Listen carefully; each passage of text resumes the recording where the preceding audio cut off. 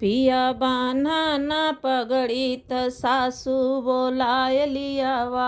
पिया बान्हा ना पगड़ी सु बोलाय लियावा। मैया मोर धना दर्दई से व्याकुल त तुहके बोलावली। मैया मोर धना दर्दई से व्याकुल त तुहके बोलावली।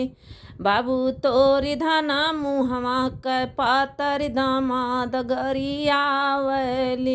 बाबू तोरी धना मुहवा कै पातर दामाद गरियावली। पिया बान्हा ना सर पे पगड़िया त जेठनी बोलाय लियावा। पिया बान्हा ना सर पे पगड़ी त जेठनी बोलाय लियावा।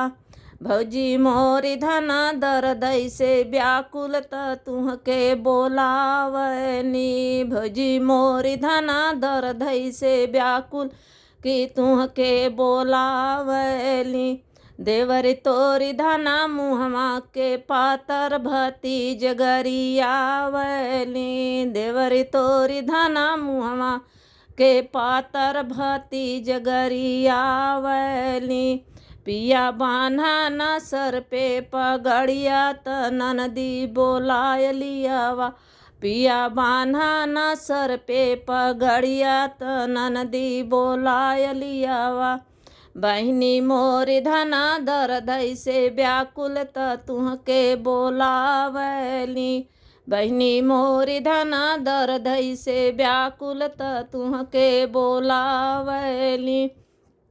भैया तोरी धना मुहवा कै पातर पिया गरियावली। भैया